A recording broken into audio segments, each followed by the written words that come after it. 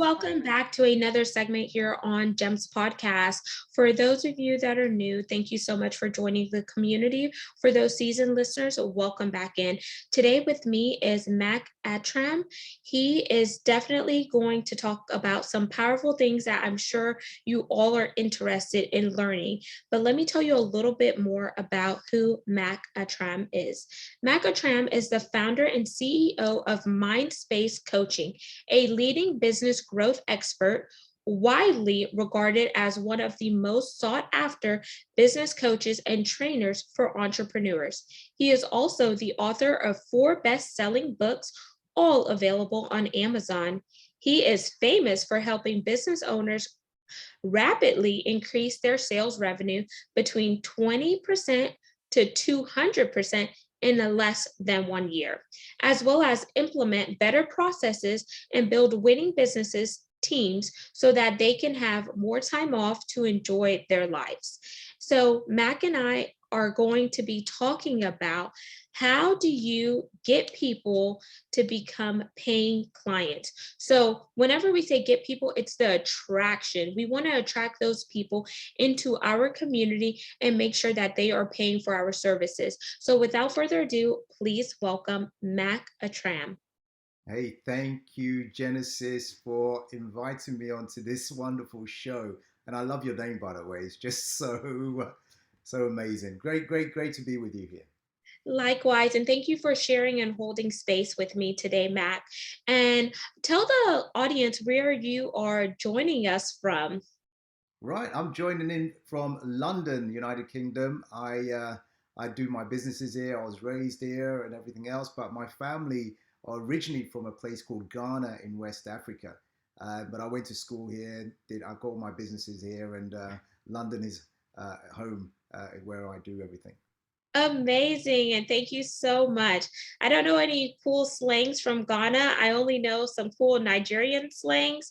So, Oh, and I know it's different. So I know some of my Nigerian friends taught me no wahala, no shaky shaky. So, what are some 2 cool phrases that y'all say in Ghana so I could learn some? same thing. West Africa is West Africa. No wahala is the same. We all say the same thing, and it's still in English, so it's the same thing.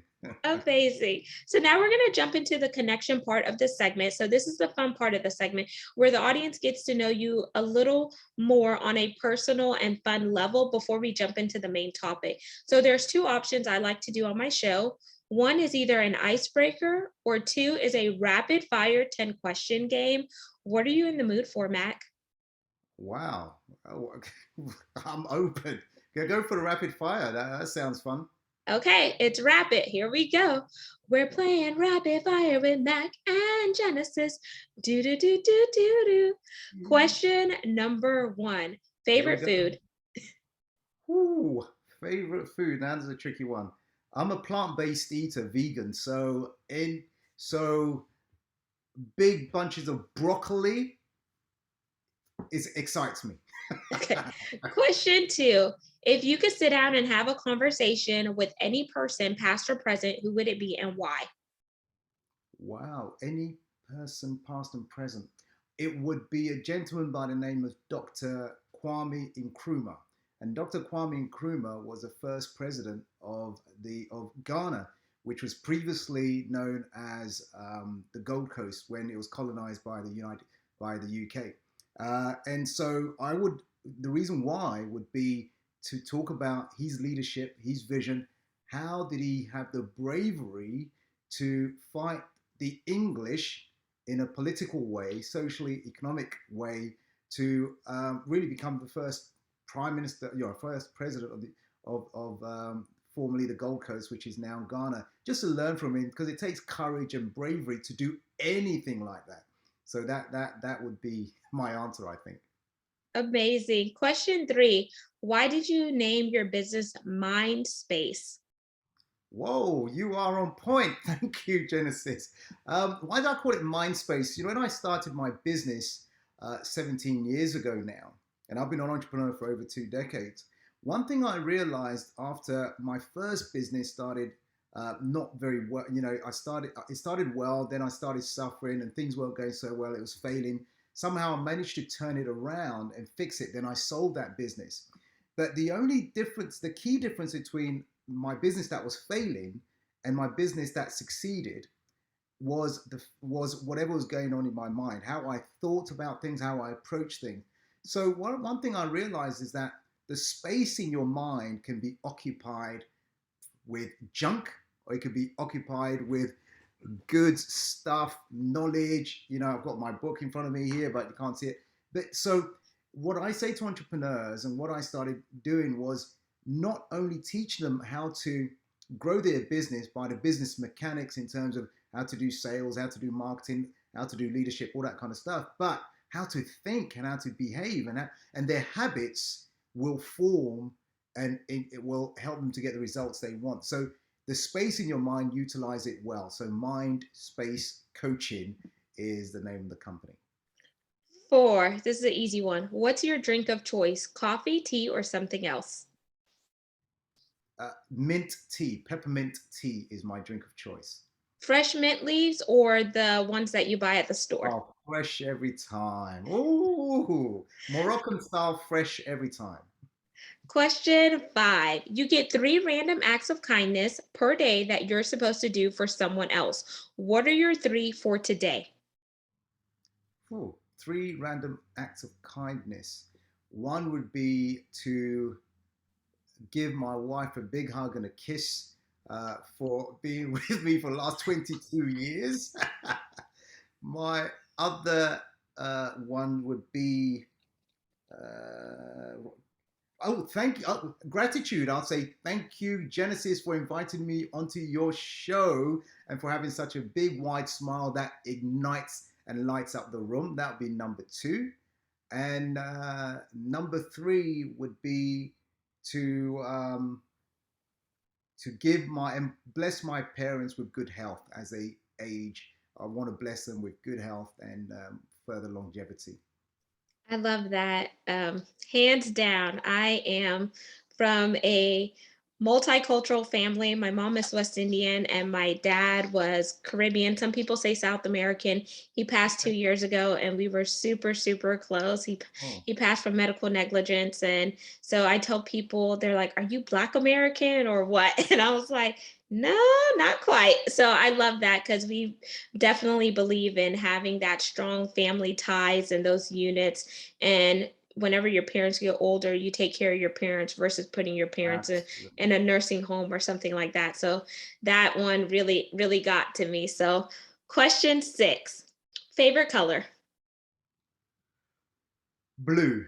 Today Hmm. I'm wearing pink, but yeah, but blue is a sky, light blue, not sky blue, but light blue is my favorite color.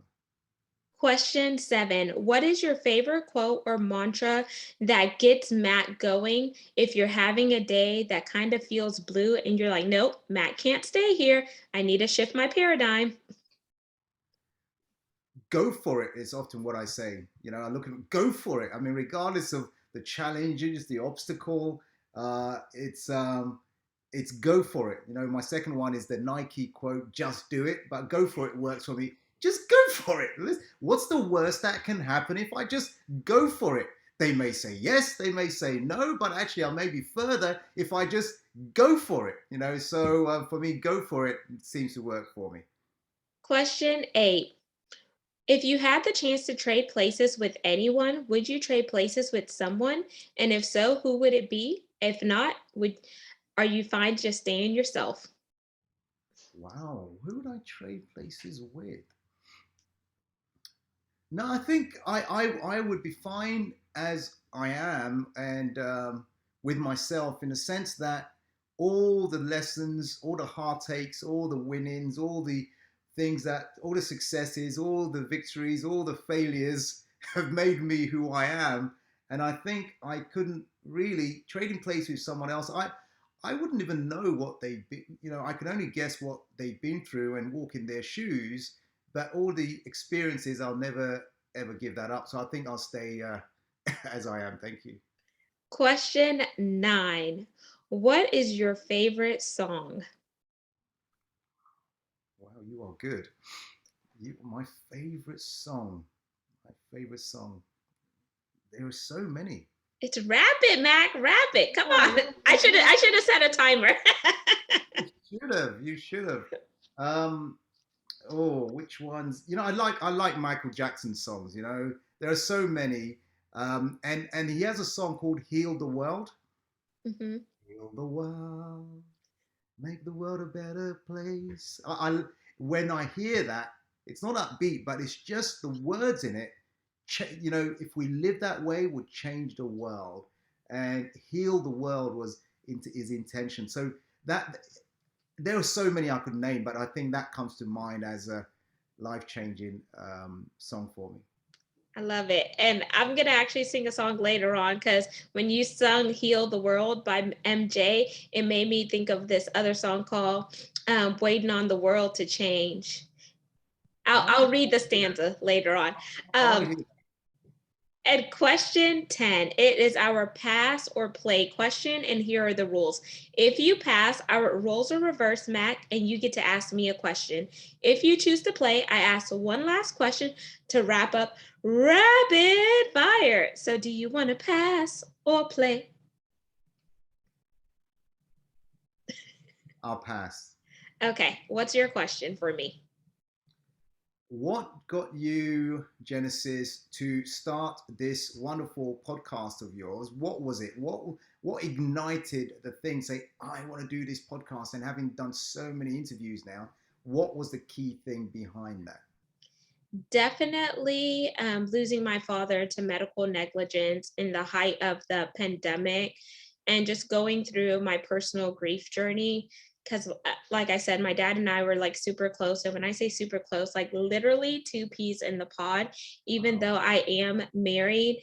And I had my husband. It was just a different bond that I had with my dad, and the fact that he was here with myself, my husband, my mom, and him, just to see the type of man that my dad was, the way that he lived his life, just being religious and spiritual, and just the so many things that he did for others.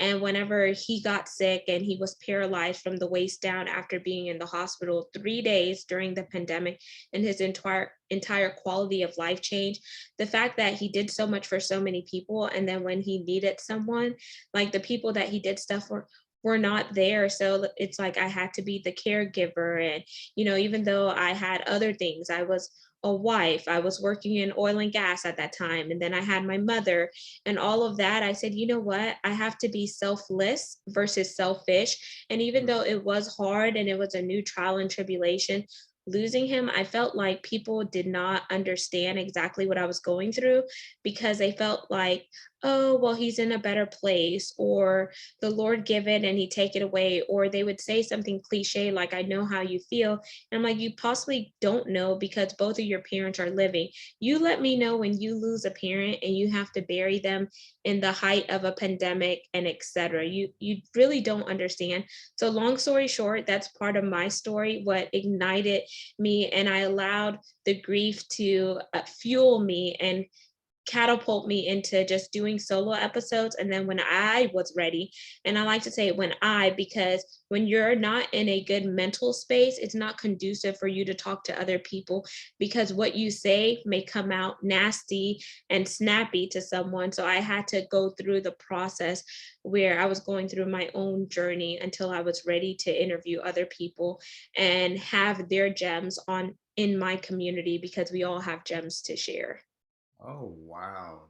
Dropping gems with Genesis. Amazing. That's an amazing story. That touched my heart right there. And I can see the reason behind that. Thank you for sharing that. My pleasure. And thank you for the connection segment. And I always like to do a connection segment before we dive into the main segment, so the audience gets to know who you are outside of your business, because sometimes people just see you as a CEO, they see you as an entrepreneur, but they never take time to go beyond the surface level with you. And Mac wasn't always where he is now. There's always a back end story. So I need to bring the back end to the forefront just so we could tie it all together. And that's, a gem in itself, like your life story. So now we're going to jump into the main part of the segment, which is what you're doing with MindSpace and how you're helping other entrepreneurs be more conscious to attract more paying clients. So from your aspect, how do you go about doing that? Like, give us your secret sauce. Okay, do you want the backstory first or the secret sauce now? You know what? Let's do the backstory because the backstory is what gives you that secret sauce. Absolutely, absolutely. It's okay. Good. I just want to be respectful and just ask that. Um, so the reason why I'm doing what I'm doing now was many years ago when I started my first business over 2 decades ago now. It was a small computer company, and I remember I'd over some time. Then I had two business partners who joined my organization. One was responsible for sales and marketing. One was responsible for the operations. And what had happened was, after a couple of years, I could see things weren't going right. And one of the business partners decided they wanted to stop the business. They don't want to do sales and marketing anymore. They left. So now I had to oversee the business and do the sales and marketing. And my other business partner just disappeared. I'll go to his house, knocking to the, he's not answering. I'm phoning, he's not answering. And now I've found myself working 90 hours a week, 100 hours a week, hardly at home. And I was only newly married. I was only married for a few short years. And we had one child who was almost 4 years of age, Tiana. And my wife was pregnant with our second child. Now, the business that I'm running to help to really build a lifestyle for our family, I'm not at home. And so I'm struggling, I'm tired, I'm depressed, I'm burnt out. And there's one evening driving home from my office, 5 minutes from my home, I just stopped at this shopping mall, this shopping center car park, and I sat there. And I remember I had my hands on the wheels, sitting there, feeling sorry for myself, thinking, what a failure I am. That my business is failing, my relationship with my wife is failing. We've got another child coming on board. I'm hardly at home. I haven't seen much of our first child.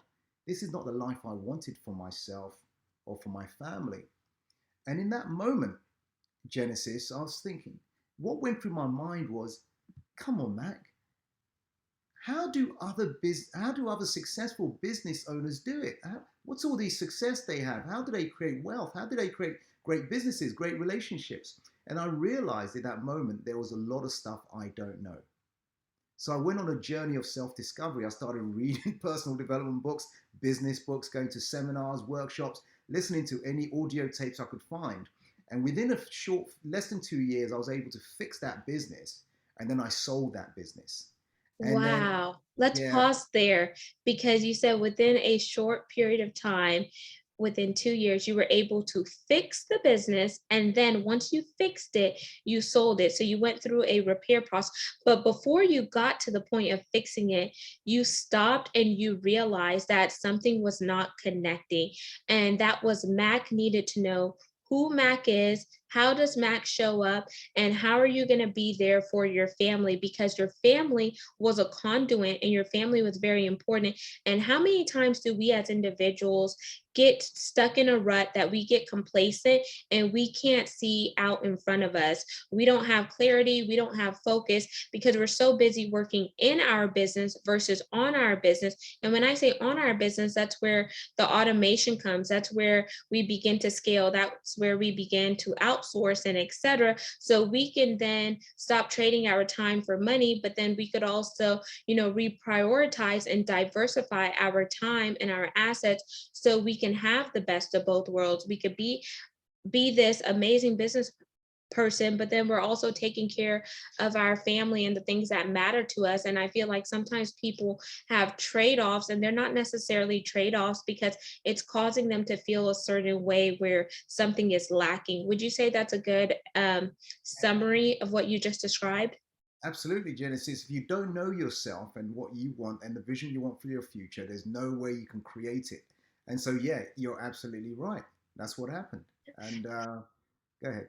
And before you jump in, I found that song, so I want to read the stanza because I think it's gonna help tie into what you're about to say next. But correct me if I'm wrong. So the song is "Waiting on the World to Change," and it's by John Mayer.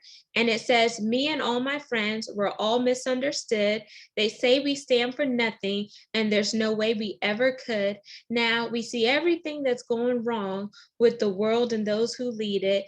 We just feel like we don't have the means to rise above and beat it. So we keep waiting, waiting, waiting on the world to change. We keep on waiting, waiting, waiting on the world to change." And it says it's hard to beat the system when we're standing at a distance. So we keep on waiting, waiting on the world to change. And the reason why I want to say that is, how many times are we waiting for Mm, somebody to tap us on our shoulder, for somebody to give us that platter, for someone to lay the path down for us, when we have all the necessary tools that we need, but it's up to us to ignite our skills. It's up to us to learn what assets we have and how do we take those assets to build upon it. And it's up to us to recondition our mindset, because if we don't condition our mindset and if we don't get out of the rut and shift our paradigm, then we're waiting and we're thinking that somebody owes us something, when in actuality, we owe it to ourselves to go out there and make the moves.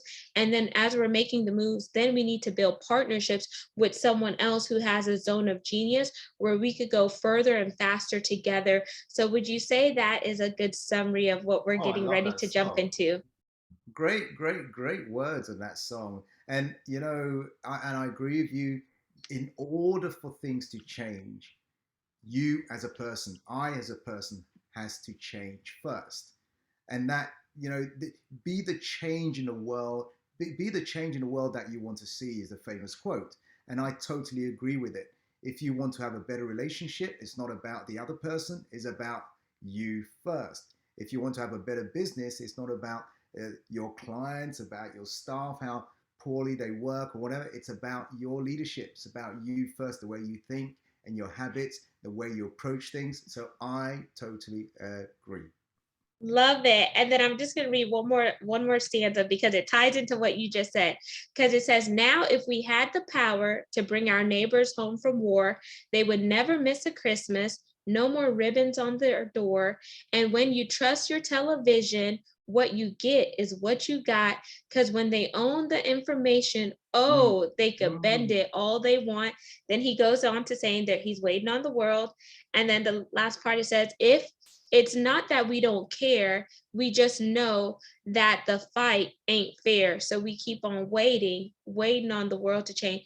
And I want to tell people, because what you're doing is you're getting people to launch out. You're getting them to take that leap of faith. So they're not waiting, because what you're doing is helping them attract more paying clients so they can live a fruitful life, so they could be prosperous, so they could optimize, they could be fulfilled, and they could stop trading their time for money, but they could also let their business work for them.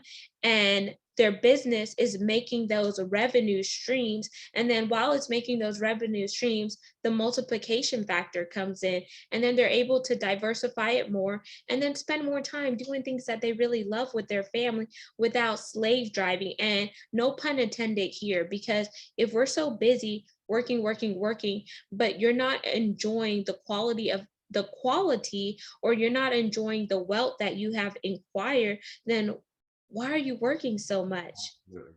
Absolutely. I love what you just said there. In a nutshell, that kind of describes MindSpace coaching. And so I love it. We seem to be on a resonance here, same frequency. Fantastic. When I was struggling and I turned things around from, actually at one point I was over $100,000 in debt to now becoming a multi-millionaire. And I wrote it in my book, The Millionaire Moment, because the key thing was how I had to change first of all in order for all these things to happen. So in answer to one of your questions, the reason why I created Mindspace was this. I it hurts me to watch other small business owners struggling. And so when I created a company and we have coaches around the world coaching our clients, our mission is this. And when I tell you the mission, what you've just read out, you'll understand. Our mission as a company, what we stand for, what we live for, is every single day we are here to support, empower, and guide entrepreneurs to create the lifestyle that they desire and deserve. That is what we stand for.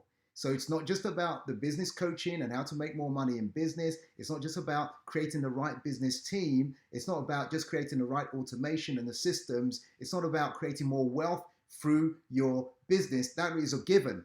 But ultimately, like you said, Genesis, if you have all that wealth through your business, if you have all that money, but you've got no one to share it with, what's the point? If you don't have any free time to enjoy it, what's the point? So our mission is to create that environment so you grow, your business grows, your lifestyle is the way you desire it, and we help you all on that journey. So I love what you just said there. Wow, that's incredible because we didn't even talk before like Not we at did. all. We did no pre-chat or anything. We've Oh, just been flowing in this organic conversation. So it's so cool and interesting to see how we're on the same wavelength and frequency. So Mac, can you give five top things that you do to help your clients attract more paying clients? Because I think another issue that people struggle with, and correct me if I'm wrong here, mm, is sometimes whenever they launch their business, like maybe they're going from the employee bucket to the entrepreneurship bucket, sometimes they don't know how to price their services, so they undervalue themselves, and then they wonder why they're lacking, and then they feel like, oh my gosh, like I did so much value added here, but they don't know what their ROI is because they didn't know what their price structure was, or they don't know how to capitalize on the assets that they have. Would you say that's a good example there? Because that's you're part. the expert here. That's part of it. You see, essentially, I know that every small business owner who started their business from wherever they started was somehow to take charge of their own life, their own destiny, their own time. They wanted some kind of freedom. But what happens is invariably is when they don't know what they're doing, the business takes over them, and all they've created is another job which they start to resent and despise, and it takes over their life. I've been there, so I show people how not to end up there.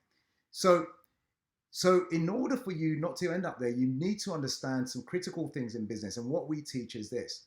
Number one is you have to get this thing here, your mind space, your mindset right as an entrepreneur, because the mind space or the mindset of an entrepreneur is very different from an employee.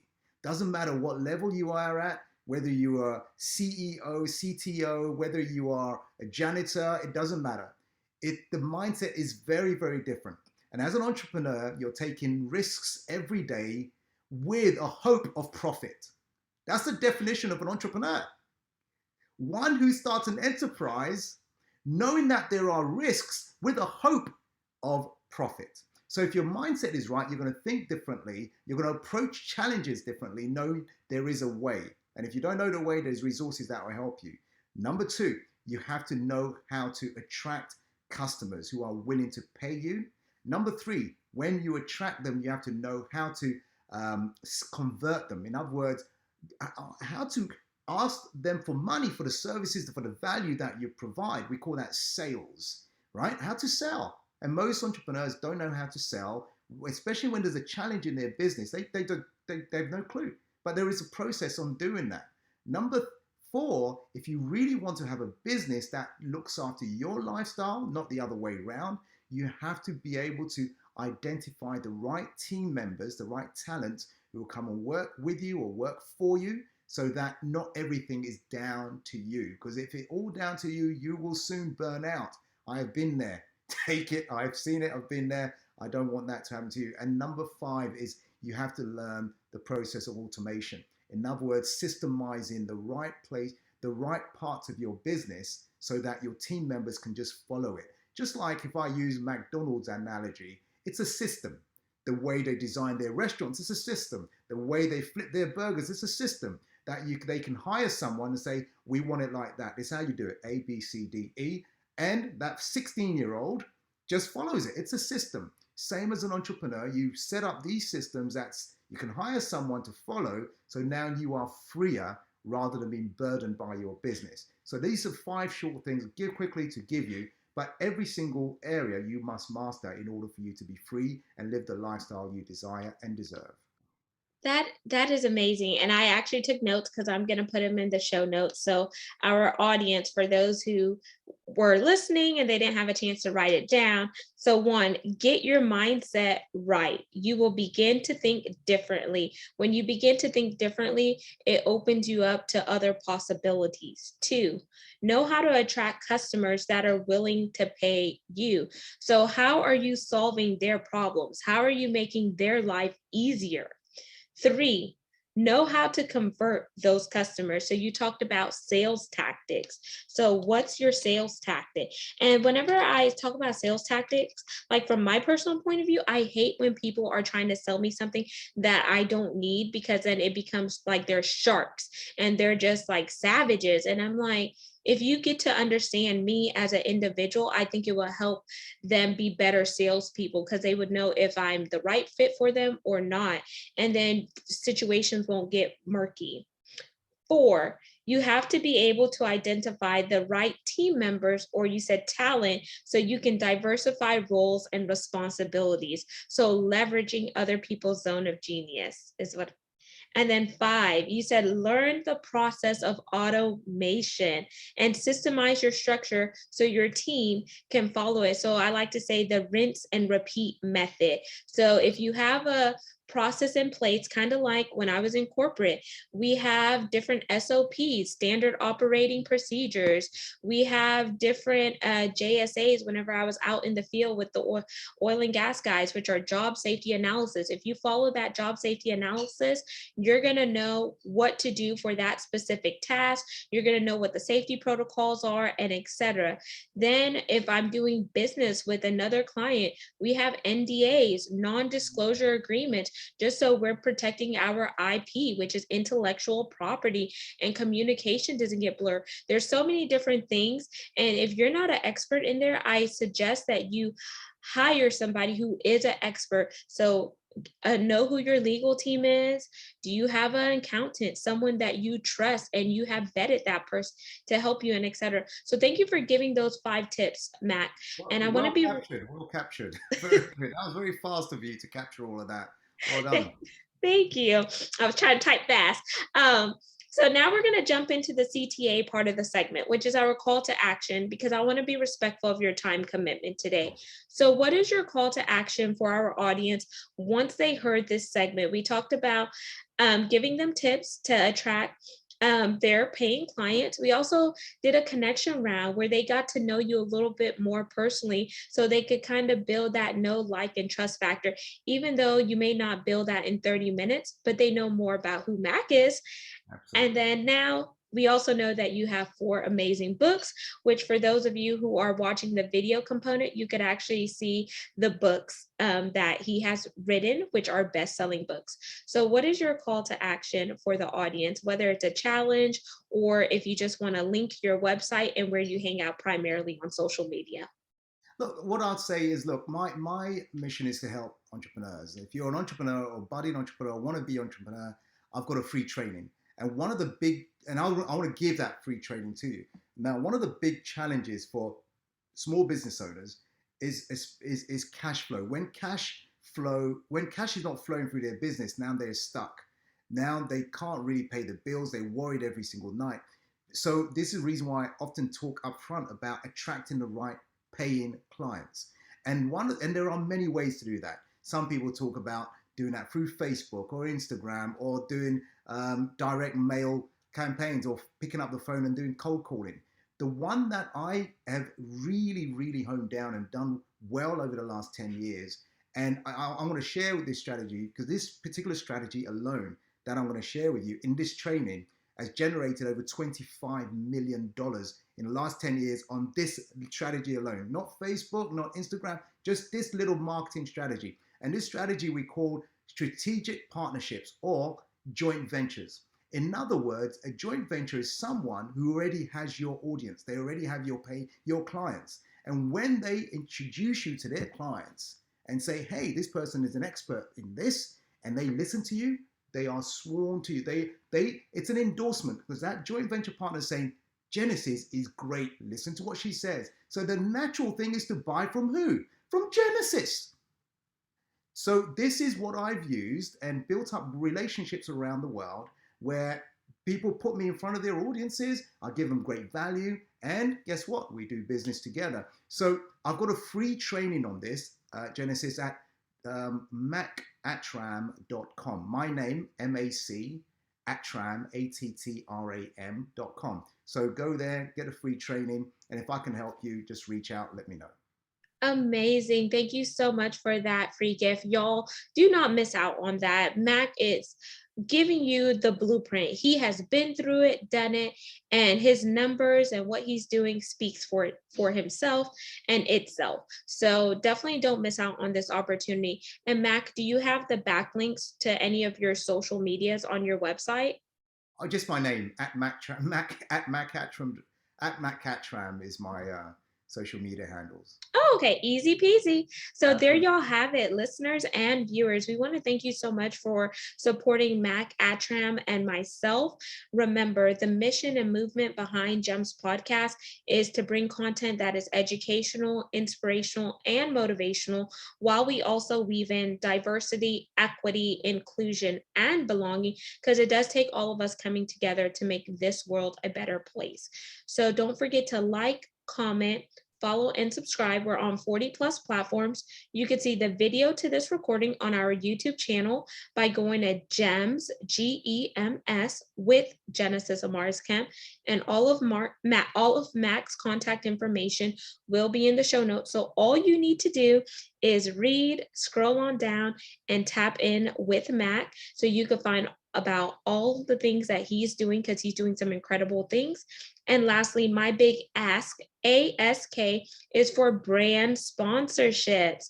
Yes, spaces are limited, but you can send me a personalized email to find out more by going to genesisamarisKemp@gmail.com, or heading on over to my website, which is genesisamarisKemp.net, and click on that podcast tab. But until the next segment, peace, love, and lots of blessings. Y'all have an amazing day. And as Mac would say, just go for it. Or Nike, just do it. Absolutely. Swish. Awesome.